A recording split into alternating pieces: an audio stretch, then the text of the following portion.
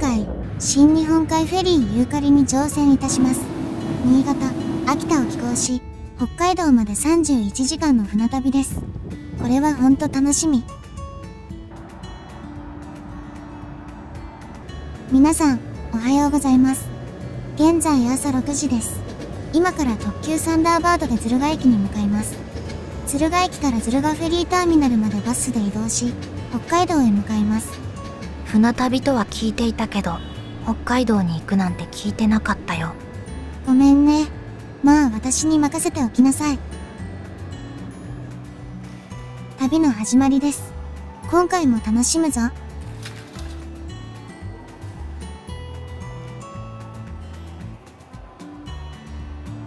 掲示板には特急サンダーバード1号、敦賀行きと示されています。ねえ、こんなに北陸へ行く列車は少ないの？そうだね。これでも多い方なのかもしれません。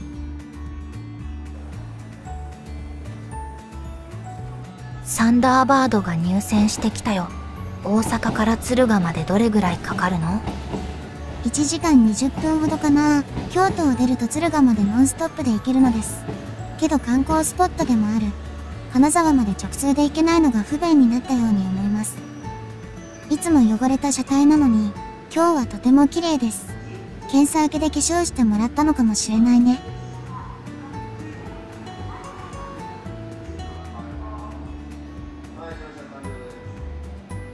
さあ、大阪駅を出発です。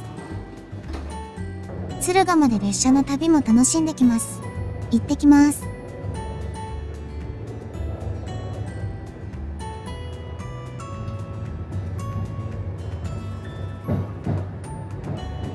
JR の特急に乗車するのは私鉄にはない特別な雰囲気がするんだけど、そんな感じしない？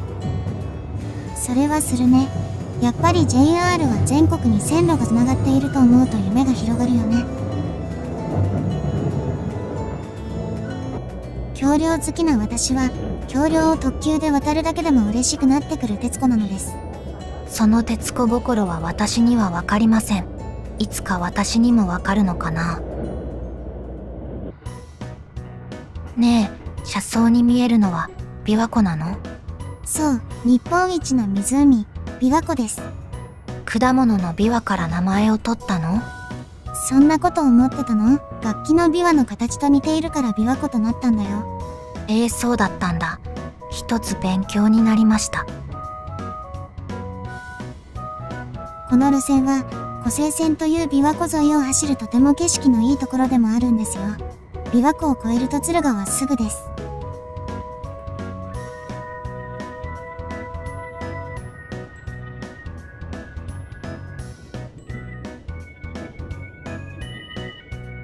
北陸新幹線が敦賀まで開通して、在来線も新しい駅に変わってるのを初めて見たけど、すごく綺麗な駅に変身している。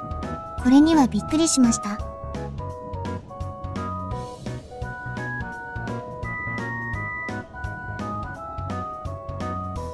敦賀駅に到着です。早速、西口のバス停へ向かいます。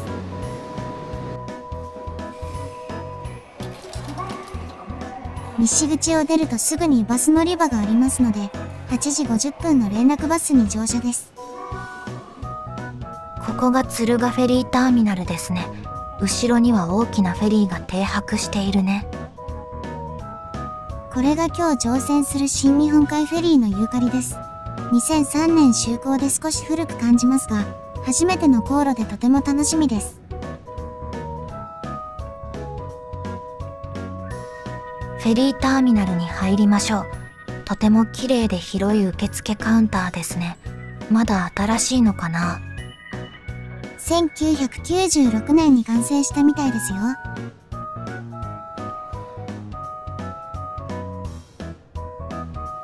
モニターに今日乗船するユーカリの時刻が映し出されていました。さて、乗船手続きをいたしましょう。チケットを手渡される時の瞬間はなんだか嬉しいね。2階の待合スペースからフェリーの全容を見ることができるフェリーターミナルは素敵すぎます。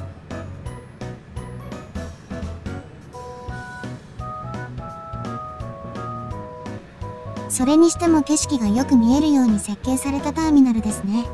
晴れていたら最高なんだろうな。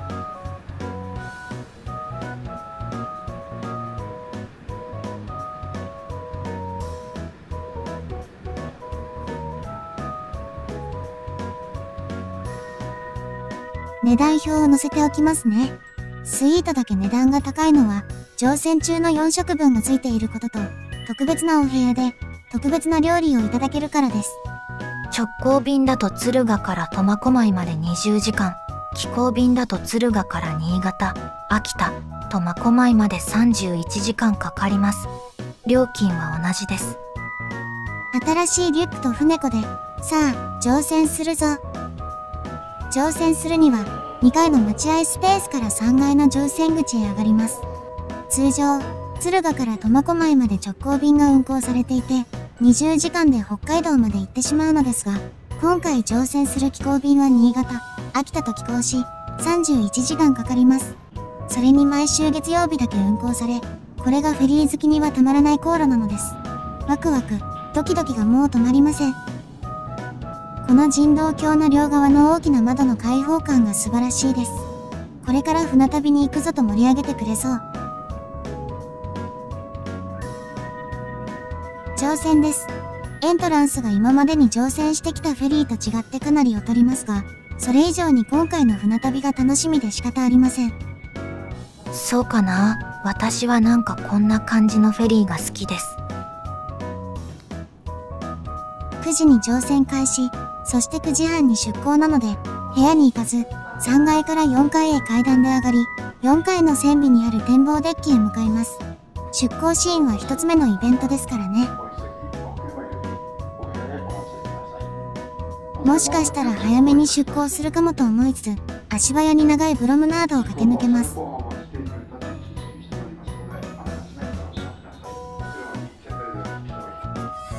なんとか間に合ったみたいです。これで出港シーンを見ることができます。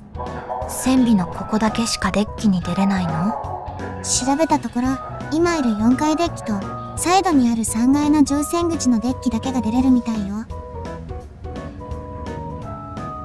フェリーから見る敦賀フェリーターミナルは案外小さいですが、今まで見てきたフェリーターミナルの中では、一番景色がいいです。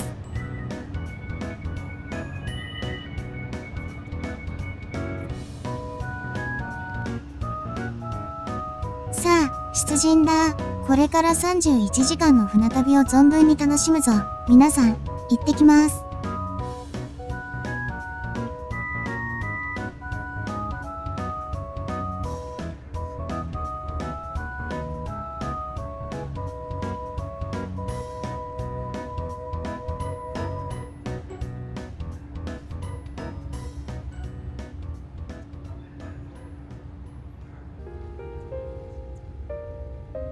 大きく楕円を描き、敦賀フェリーターミナルを出港しました。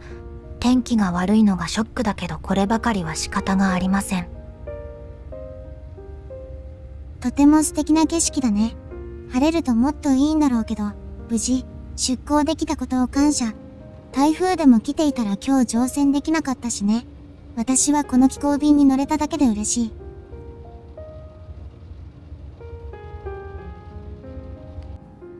さて、部屋に向かいましょう。今回は最上階にある5階のデラックス B のバリアフリールームです。どんな部屋なのか楽しみ。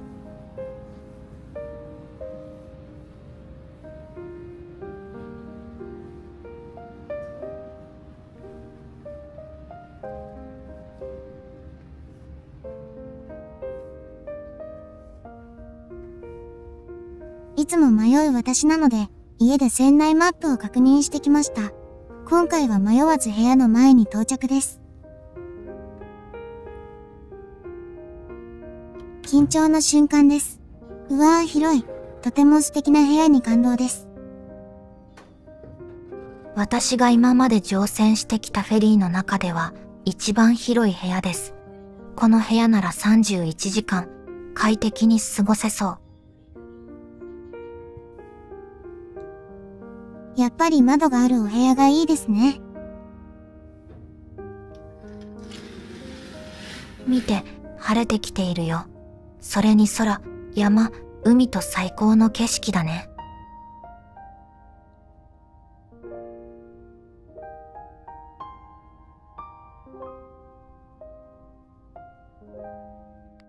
まずはベッドから見ていきましょう。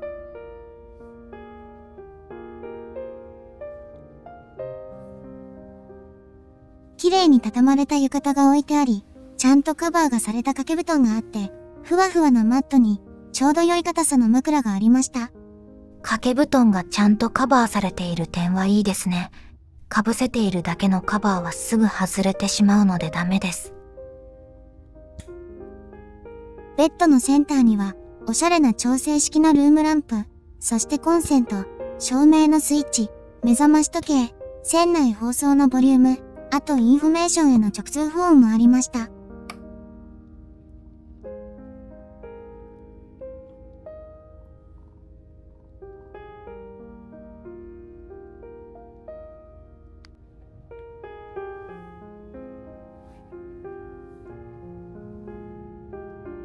ドアの近くにエアコンのリモコンがあって快適な温度調整が可能です。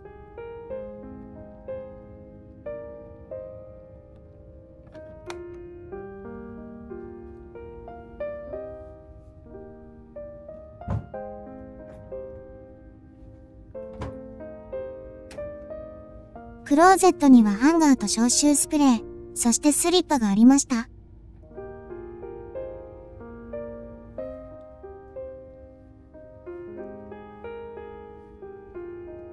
座り心地のいい椅子、そして船子と部屋の鍵、お茶のティーパック、湯飲み、コップ、ケトル、ドライヤー、テレビが置いてありました。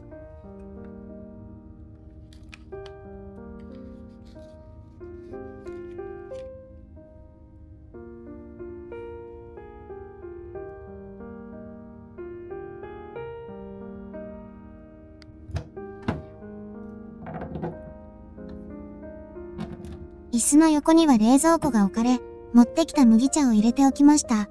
スイートではないので冷蔵庫には何も入っていなかったです。冷蔵庫があるとドリンクやドリンクの飲み残しを冷やしておけるのに便利。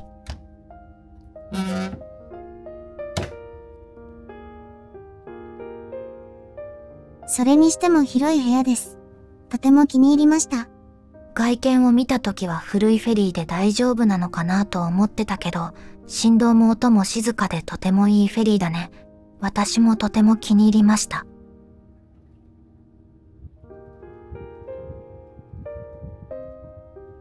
左側に扉、真ん中は出入り口の扉、そして右側にも扉があるね。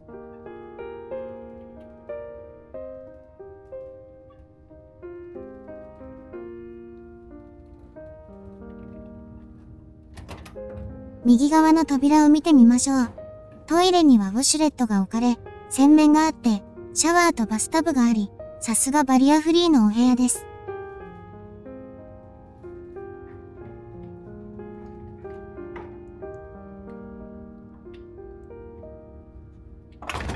そして左側にも扉があって、ここは何なんでしょうね。こんなレイアウトは今まで見たことがありません。開けてみましょう。なんとこちらにもウォシュレット、洗面、バスタブがありました。2つもついているお部屋なんて見たことがありません。これにはびっくりしました。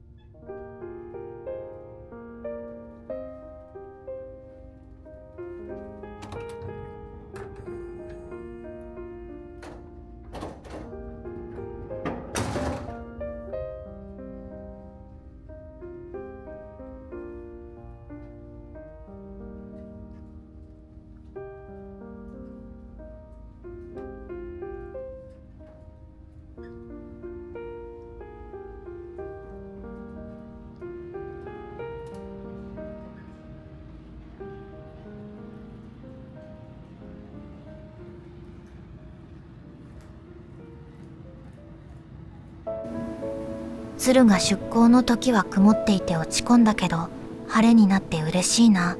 海の青さ、そしてフェリーがかき分ける波が白くて綺麗だね。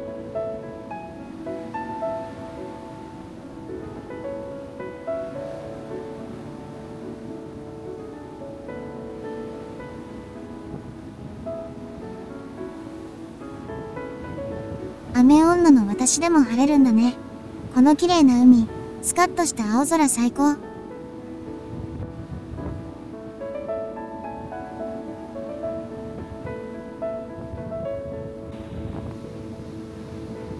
ェリーから海面を見るとなんか怖いけど、波を切り裂き、弾ける白波がとても素敵です。海面を見るとなんか吸い込まれそうで怖いね。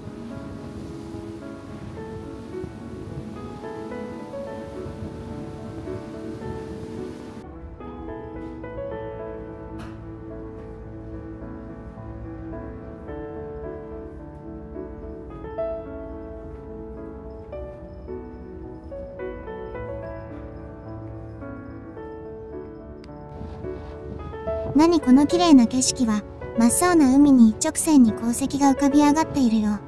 これはやばすぎるね。こんなに綺麗な鉱石はなかなか見れないよね。ほんと来てよかった。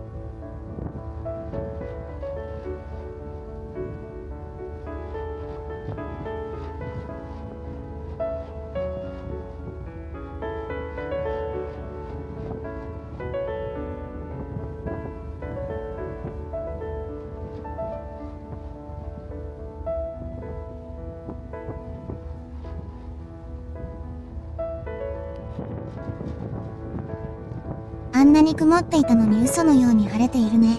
青空にフェリーのファンネル、そしてかっこいい男子がモデルのように景色を眺めているんですよ。こんな展開になるとは思いもしませんでした。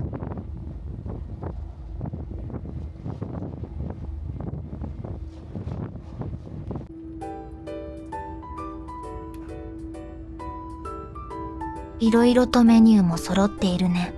どれも美味しそう。今回の船旅では昼食、そして夕食、朝食、昼食と4回もレストランでご飯が食べれるのは幸せ。さ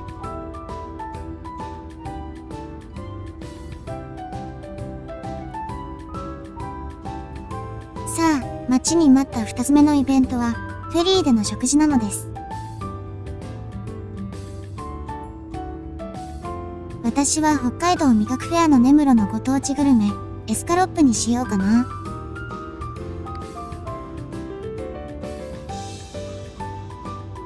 阪急フェリーと同じ系列の会社だけあって、アラカルト形式で、ほとんどのメニューが注文してから作ってくれるのも嬉しい。レストラン内はこんな感じの座席が配置されています。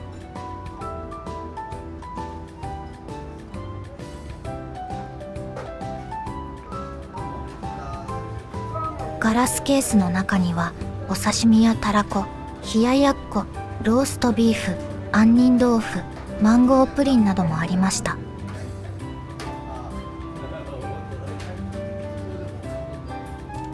エスカロップ、グラタン、ミニイクラ丼を注文しました。いただきます。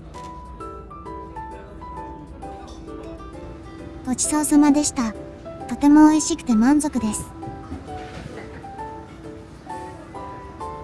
これがフェリーでの食事とは思えないぐらい美味しかったよね。レストランを出るとゲームルームがあったので見てみましょう。ゲームルームはなくてもいいと思う人もいるけど、私はある方が嬉しいかも。そうだね。ないと寂しいしね。長距離フェリーにはあった方がいいね。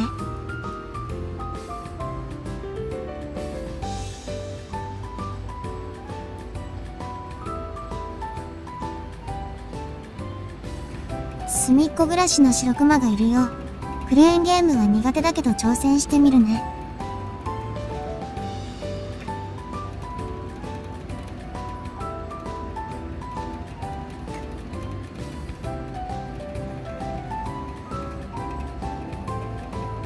うわあ、やっぱり私には無理でした。何かコツなんかあるのかな？あったら教えて。ゲームルームの隣に昔ボーリング場なんかにあったエアホッケーがありました。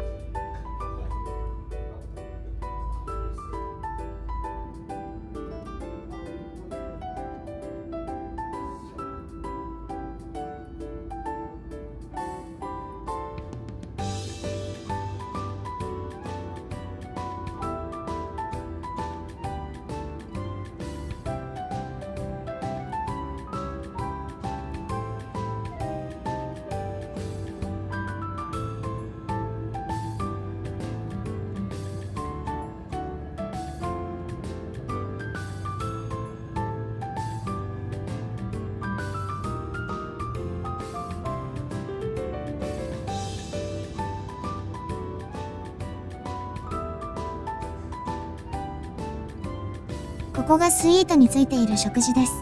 普通のレストランと違って、なんか特別感があります。けどスイート以外でも予約すれば使えるとのことです。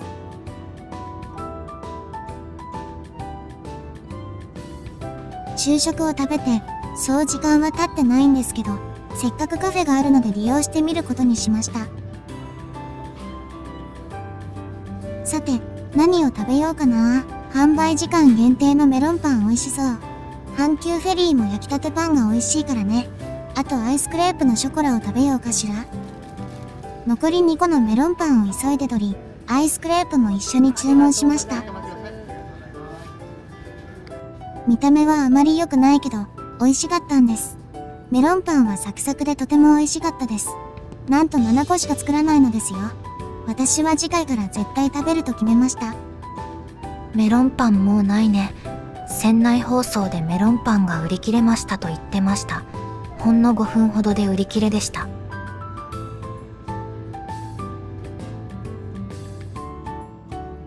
3階から船内を紹介したいと思います。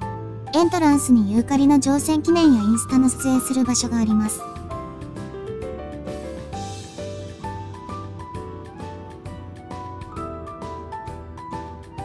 同じ階に自動販売機コーナーがあり、タバコ、ビール、ソフトドリンク、カップラーメン、アイスがあります。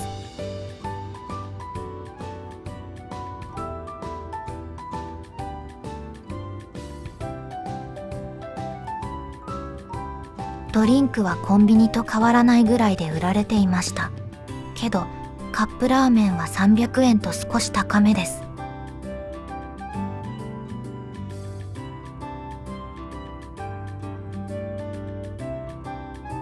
アイスは200円でした。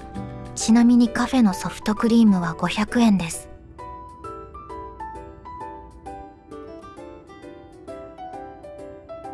3階のエレベーター奥に化粧室があったので入ってみましょう。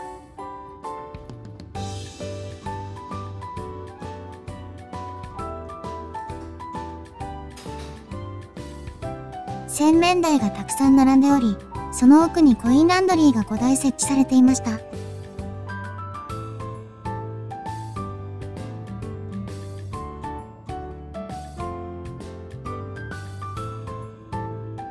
3階のエントランスの左右にはゆったりできるソファーが設けられていました。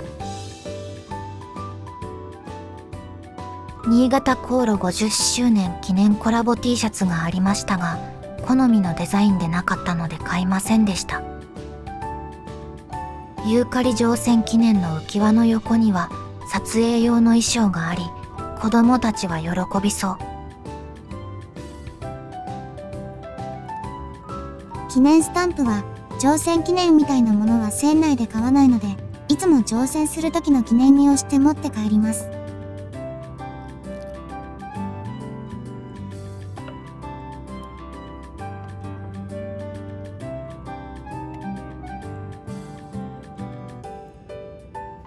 公衆電話があり、電波が弱いところでも使えるのかもしれません。あとタクシー会社の電話も書かれていました。ビジネスコーナーもありましたが、ネットが使えるかどうかはわかりません。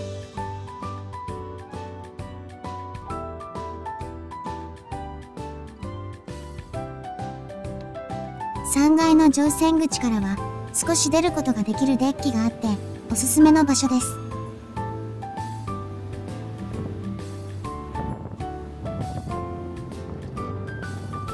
もう最高だな。青空と青い海が気持ちいい。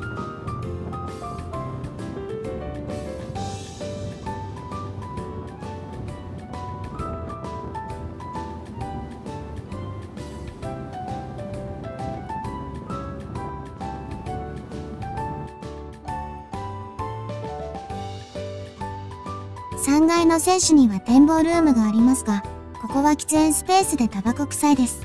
このフェリーが就航した時代は、まだ喫煙する人が多かったのでしょうね。今なら間違いなく、ここも禁煙スペースだったのでしょうね。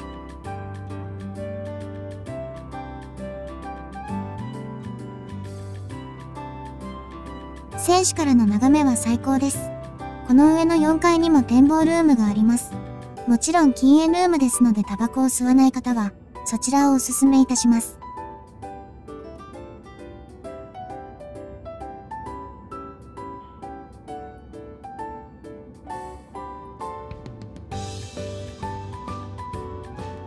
3階にあるお部屋も紹介してみますね。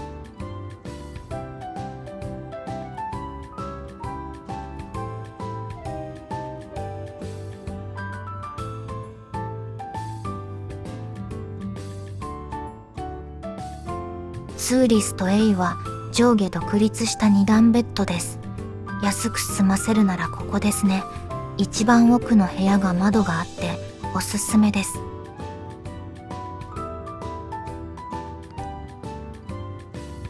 ツーリスト B は4人組で楽しく乗船するにはいいのかもしれませんね。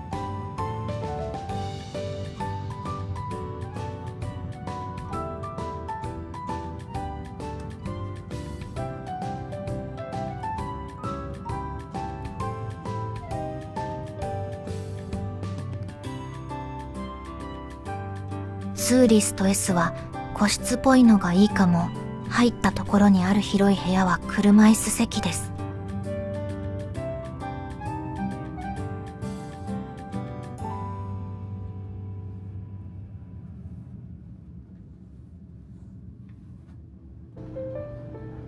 4階の売店にやってきました。空いている時間が少ないので、利用する方は時間に注意してくださいね。もっと小さな売店だとイメージしていたのですが、案外、品揃いも良かったです。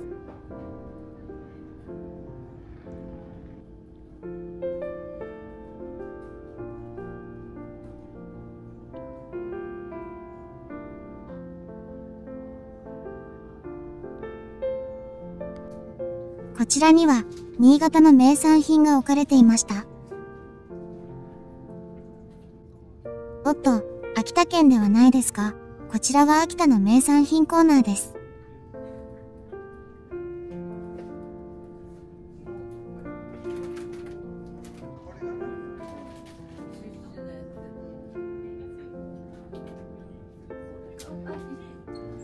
北海道の名産品も置かれていました。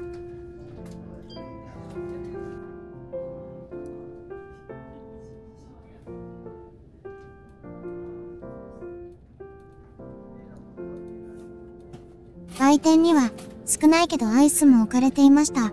値段は200円です。新潟航路50周年記念コラボ T シャツ、新日本海フェリーの船をあしらった T シャツ、そして私の気になっていたユーカリの木の葉の模様の入った T シャツが売っていました。じゃん、買ってしまいました。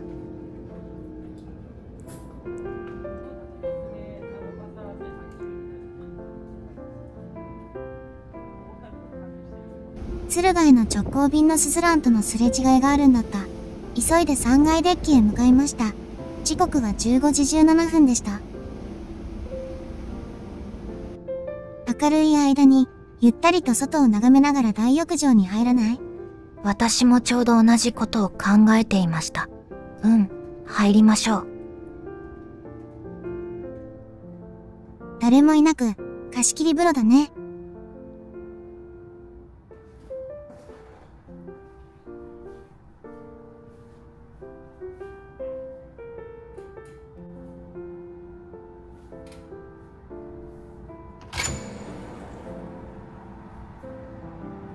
海が見渡せるし、広いし、これはいいな。明るい時間に海を眺めながらの入浴は最高。これも船内での魅力ある3つ目のイベントです。少し水面が揺れていますが、フェリーはそんなに揺れていません。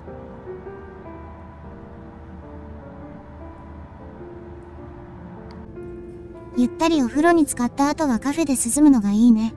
けど冷水器がないのが残念。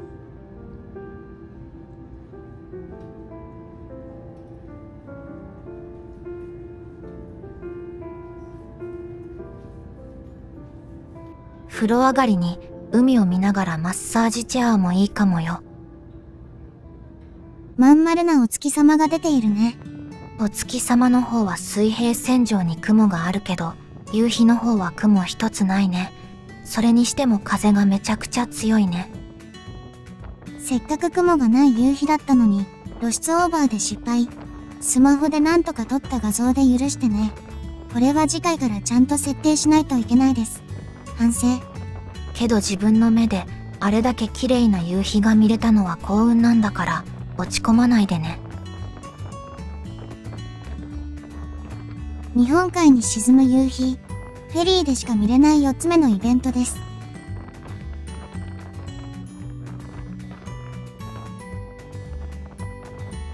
私、感動しちゃった。こんな素晴らしい夕日が見れるなんて夢のよ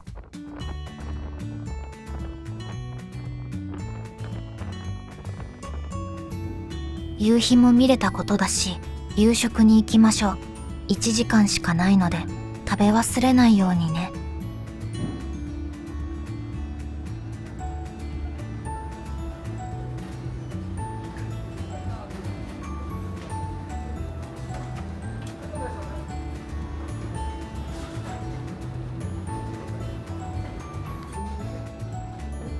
夕食は5つ目のイベントです。新潟越の黄金豚ハンバーグとビーフシチューをいただきます。最高に美味しかったよ。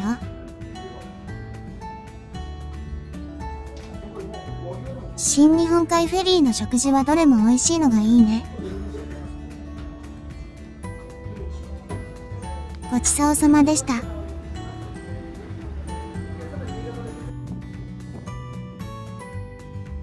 4階展望デッキに出ると、なんと素晴らしいトワイライトなんでしょう。これには感動しました。こんな景色は、6つ目のイベントとしか言いようがありません。こんな綺麗なトワイライトを見たのは初めてでした。一生の思い出になりそう。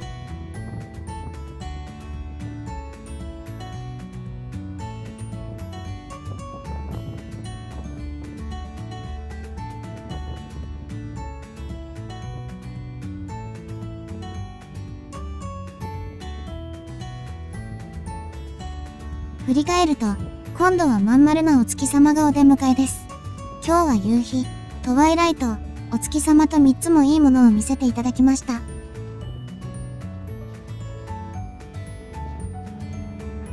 飛行便は他の港に寄ってくれるのがいいね。いつもは直行便だから着岸をゆっくり見ることもできないけど、今日はまったりと見ることができるのは嬉しい。こんな大きなフェリーを船尾から着岸、相当な操船技術がいりそう。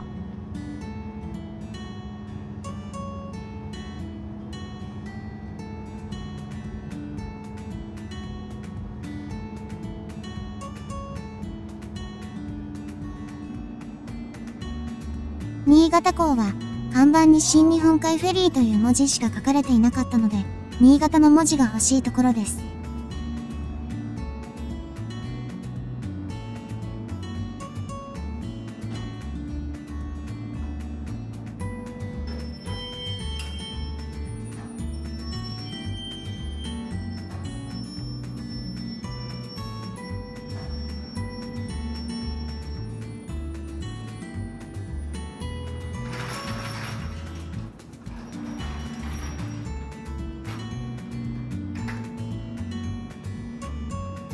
すぐに人道橋が船から離され、人道橋のシャッターが閉じられました。今日の業務は終了です。お疲れ様でした。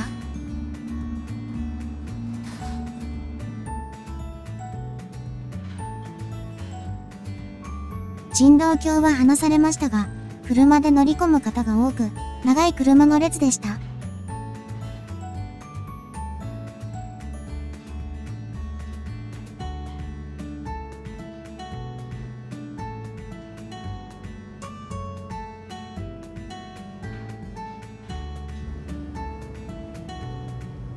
ユーカリは22時半、新潟港を出港しました。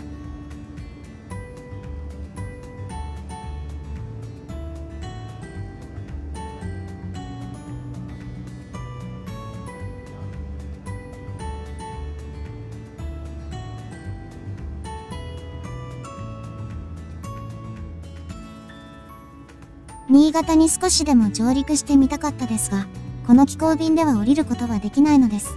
残念。残念ですが、新潟また来るからね。行ってきます。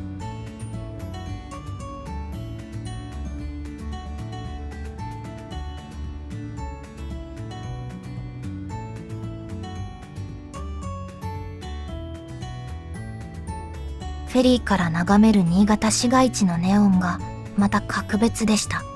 いいよね。フェリーから眺める夜景は最高だね。明日は日の出、秋田に入港するシーンを出演するので、部屋に戻って寝ることといたします。部屋に戻ってきました。船子も今日は疲れたね。ゆっくり休んでね。おやすみなさい。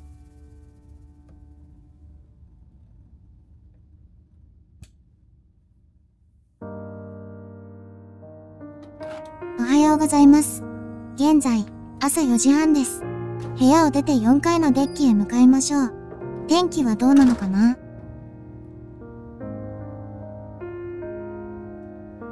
少し寄り道していきますね。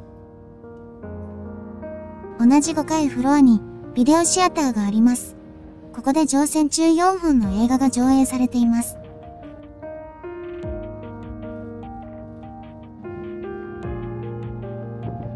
デッキに出てきましたが、まだ真っ暗ですね。スマホで位置を確認しましたが、秋田港で間違いないと思います。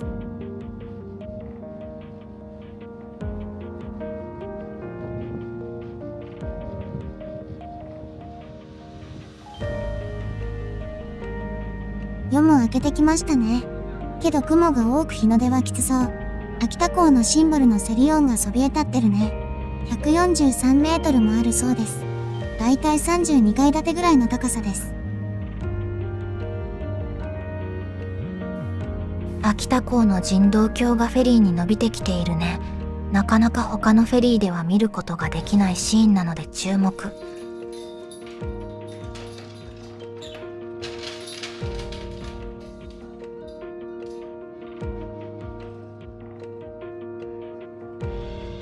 清掃員の団体さんが人道橋を渡ってきたよ。秋田で降りる方が案外多いのにびっくり。敦賀から秋田となるとやっぱりフェリーが安いし楽だからね。利用する方がいるのもわかる気がする。外も明るくなってきたね。秋田港フェリーターミナルの全容が見えてきたけど、建物新しくない。調べたら2020年に完成したと書いてあったよ。明るくなってきたので、4階船尾のデッキに行ってみましょう。朝早い時間帯なので、誰もいないと思うから、3階エントランスから4階のデッキまで、一気に撮影してみました。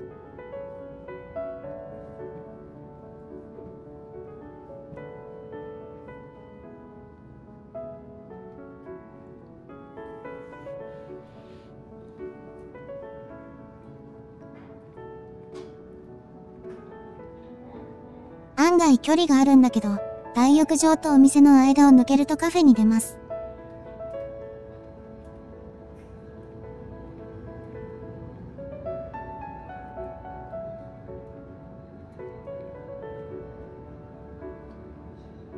長いプロムナードがあり、ここは景色を眺めるには最高の場所なので、皆さんも挑戦したら行ってみてくださいね。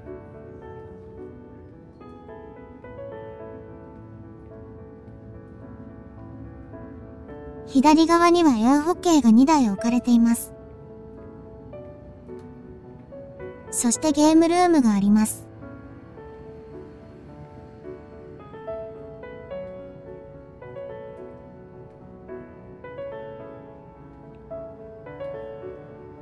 それからレストランを越え、奥の扉を出れば、4階船尾デッキです。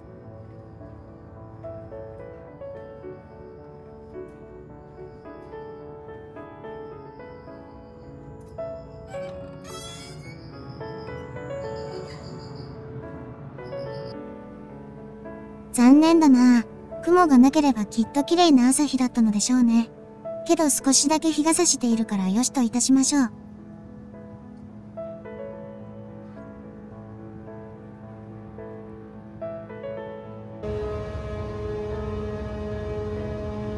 船の汽笛が鳴り響いてるね。秋田港6時15分出港です。かもめさんがお見送りしてくれました。またね、秋田港。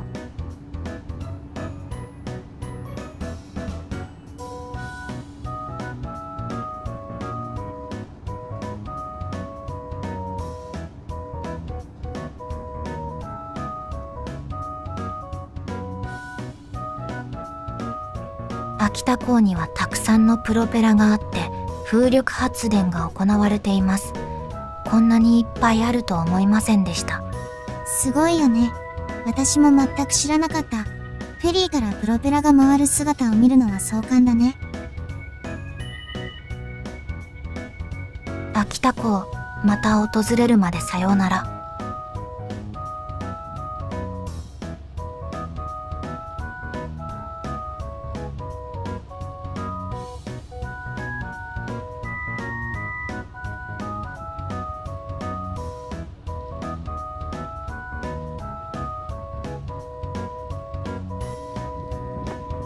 本当運がいいね。青空が広がってきたよ。このまま晴れると嬉しいな。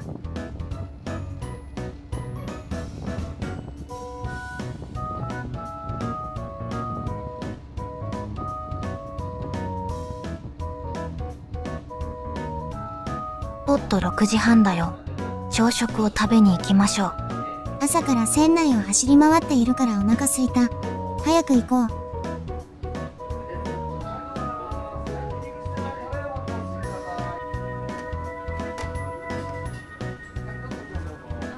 和風プレート2つ。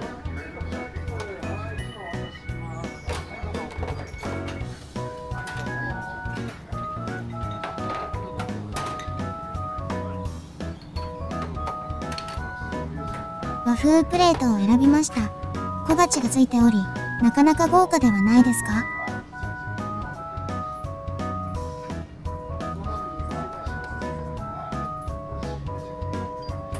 朝のレストラン空いてるね。朝6時半だからかな。苫小牧には夕方入港だからね。急ぐ必要もないから空いているんだと思う。海を見ながらの朝食はほんといいね。美味しさも倍増。ご想像の通りこれが7つ目のイベントです。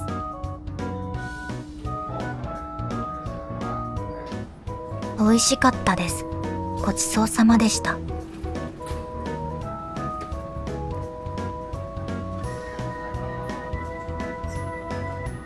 太陽が顔を出しているではないですか。これは嬉しい。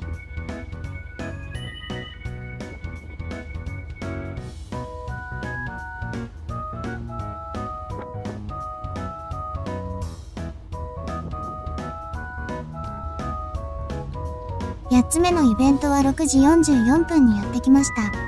姉妹船でもあるライラックとのすれ違いです。お互い汽笛を鳴らして挨拶しているようでした。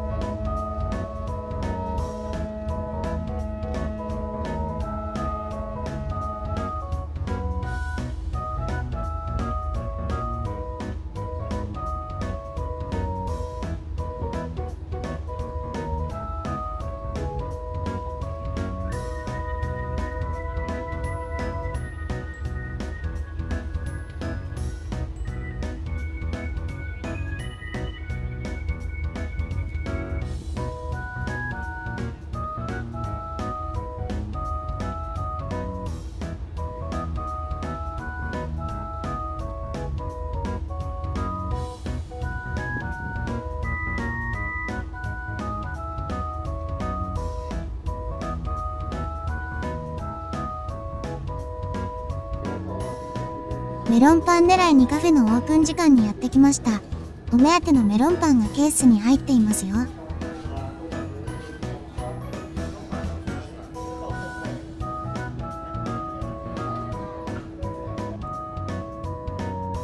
メロンパンをゲットすることができました。ほんと美味しいんです。少しお部屋に戻ってティータイムです。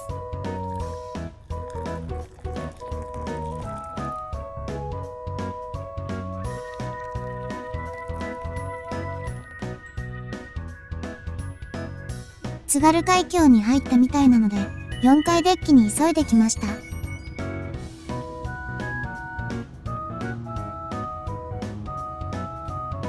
津軽海峡の龍飛岬を越えました。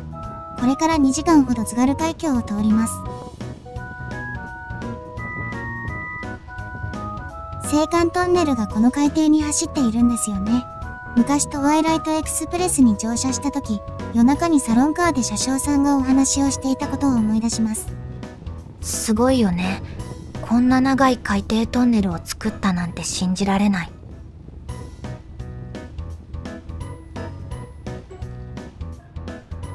船内で劇場版東京 MER が上映されていました。見たかったけどフェリー優先の私なので諦めます。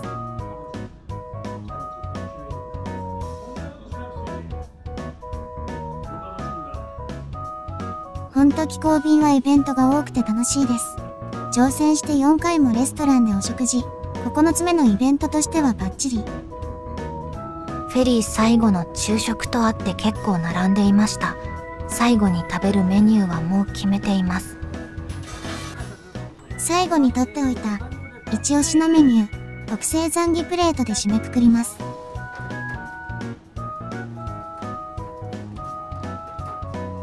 北海道のザンギとチャーハンのセット、乗船したらこれは食べないとね。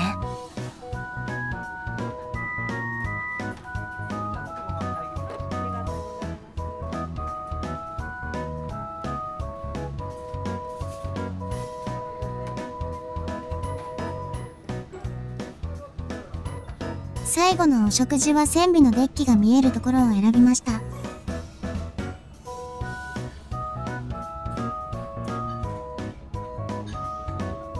なかなかならないね。お腹ペコペコなのに。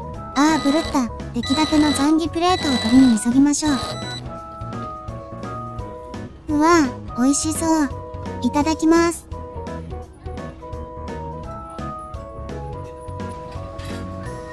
美味しかったね。ごちそうさまでした。今度乗船する時も絶対食べたいメニュー入りです。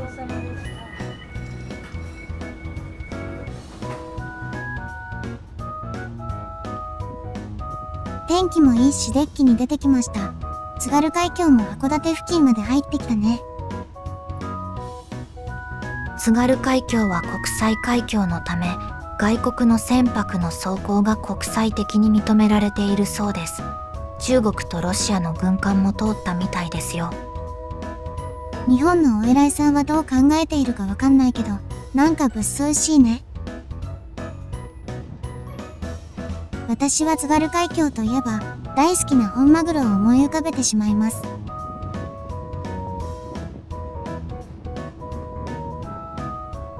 どでかいコンテナ船がいるね。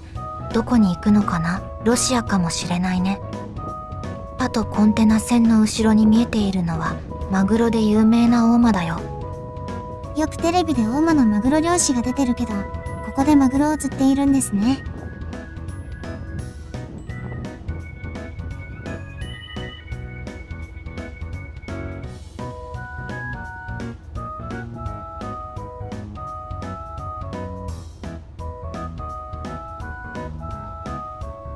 二つ岩北小島が見えているよ。ここを出ると太平洋だね。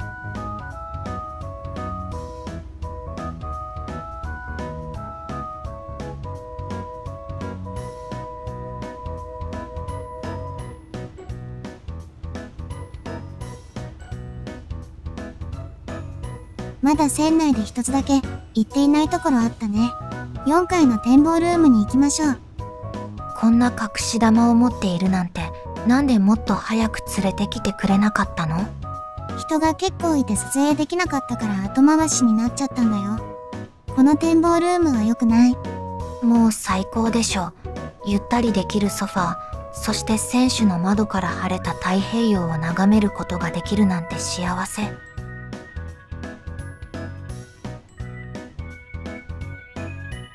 後回しになっちゃったけど、5階のおすすめ部屋を紹介します。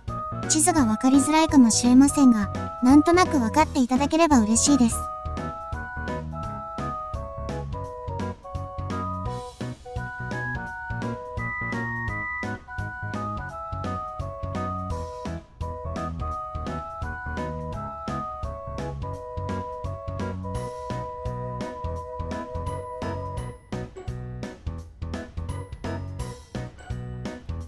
デラックス A530 号室の横の通路がこんな感じになっていて、片方からは隣の部屋の音がしないのでおすすめです。こちらが反対側の531号室ですが、こちらもおすすめです。デメリットとしては選手なので荒れると揺れはきついです。デラックス B501 号室の横の通路がこんな感じになっていて、片方からは隣の部屋の音がしないのでおすすめです。こちらが反対側の510号室ですが、こちらもおすすめです。先ほどのデラックス A よりは荒れても揺れはマシだと思います。まもなく苫小牧東港なので、4階線尾デッキで入港を見てみましょう。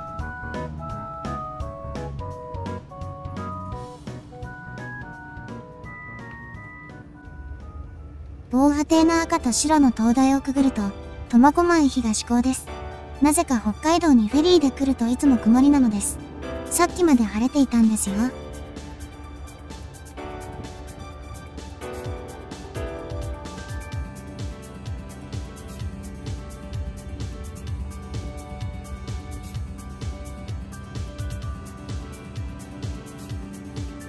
苫小牧東港へは選手から着岸するので、4階選手の展望ルームにカメラを移したいと思います。はい、こちら選手の展望ルームです。苫小牧東港のフェリーターミナルが見えてきましたよ。この辺りは何もなくポツッとターミナルがあるだけの場所です。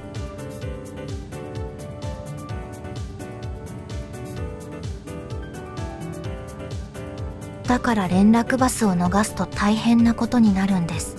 よく聞く話ですが、苫小牧東コートに思考を間違ってしまうと、タクシーしか移動手段がなく、30分ほどかかり、7000円ほどかかるので注意が必要です。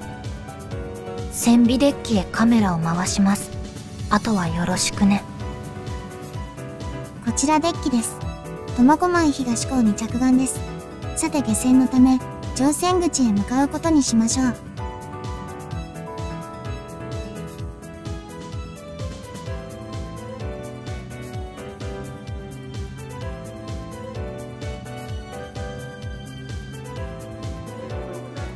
下船です。31時間と長い船旅でしたが、思いのほか快適で、イベントも多く楽しく過ごすことができました。今までで一番快適でした。それぐらい、ユーカリの船旅は最高でした。船は新しくはないですが、何かホッとするような船内で、また乗船したいと思います。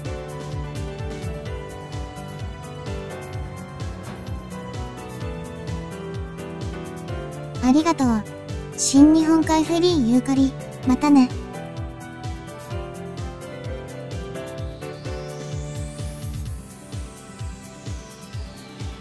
エスカレーターを降りていると、長い船旅が終わってしまったんだなぁと実感します。でもまたここから長い船旅の始まりなのです。実は、今から太平洋フェリー石狩に乗船するのです。タクシーを予約していたので、慌てて飛び乗りました。また会おうね、ユーカリさん。今回乗船した新日本海フェリーの寄港便と太平洋フェリーの石狩に乗船しようと思うと、今年はこの日だけ乗船できる日で、とても貴重な日だったんです。すんなり行けば乗船開始の17時30分に西港に到着できる計算ですが、予定通り着くか心配です。タクシーの運転手さんが、大丈夫間に合いますから安心してくださいねと言ってくださりほっとしました。今回の動画はこれでおしまいです。この続編、太平洋フェリー石狩編は次回アップさせていただきますね。お楽しみに。ご視聴ありがとうございました。もしよろしければチャンネル登録お願いいたします。また次の動画でお会いしましょう。